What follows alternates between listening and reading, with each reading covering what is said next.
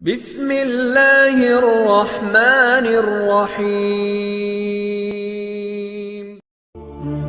Assalamualaikum warahmatullahi wabarakatuh. Syukur alhamdulillah karena kita masih bisa bertemu lagi di channel ini. Saya doakan semoga kita semua selalu diberikan kesehatan dan rezeki yang berlimpah.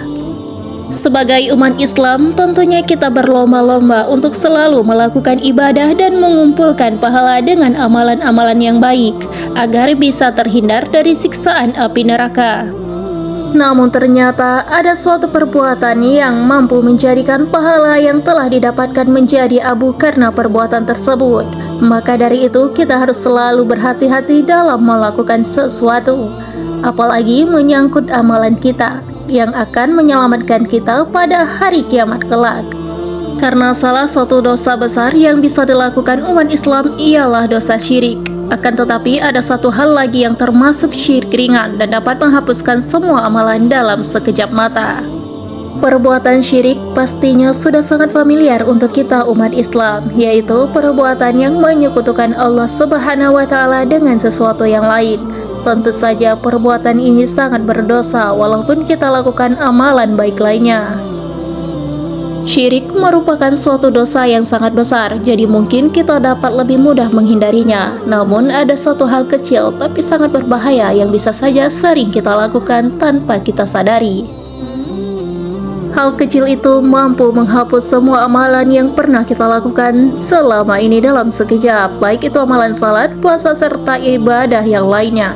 Maka hal kecil yang dimaksud ialah ria, atau dapat juga disebut sebagai sifat orang yang suka pamer. Orang yang ria atau suka pamer memang tidak ada langsung ancamannya neraka, namun saat dia ria itu menghanguskan semua pahala yang pernah didapatkannya. Hal ini dijelaskan dalam surat Al-Baqarah ayat 264 yang artinya, "Hai orang-orang yang beriman, janganlah kamu merusak sedekahmu dengan menyebut-nyebutnya dan menyakiti perasaan si penerima, seperti orang yang menginfakkan hartanya sebab ria kepada manusia dan dia tidak beriman kepada Allah Subhanahu wa Ta'ala dan hari akhir." Di dalam ayat tersebut dikatakan bahwasanya orang yang mempunyai sifat ria bisa sangat berbahaya untuk dirinya sendiri. Untuk itu janganlah sesekali memiliki niat untuk ria, karena lakukanlah sesuatu hal karena Allah Subhanahu wa Ta'ala. Hai orang-orang yang merasa memiliki iman, jangan engkau kemudian menggugurkan setiap kebaikan yang sudah lelah engkau tenun. Karena ibadah bukanlah suatu hal yang mudah, sebab ternyata masih banyak orang yang meninggalkan salat, tidak pernah tahajud dan juga bersedekah. Akan tetapi sekali kita ria, maka bisa menghanguskan semua amalannya dan hancur tak ternilai, karena melakukan sesuatu hal yang mengganggu semua amalan kita. Dengan bersedekah pastinya ibadah ini bisa membuat kita mendapatkan banyak pahala. Akan tetapi bila dilakukan karena ria atau pamer, itulah yang jadi masalahnya. Contoh ria yang zaman sekarang banyak kita lihat ialah memberi sedekah ke fakir miskin atau membagi-bagikan makanan kepada orang yang membutuhkan, kemudian diposting ke media sosial. Itu adalah salah satu bentuk daripada perbuatan ria. Oleh sebab itu kita dianjurkan untuk selalu menghindari sifat pamer atau ria tersebut, karena apabila kita melakukan sesuatu ibadah karena ria atau pamer kepada manusia dan bukan semata-mata hanya karena Allah Subhanahu wa Ta'ala, maka bukan hanya ketika ria saja kita rugi pahala, namun semua pahala yang sudah kita peroleh, yang sudah kita dapatkan, namun hancur lebur begitu saja tak tersisa.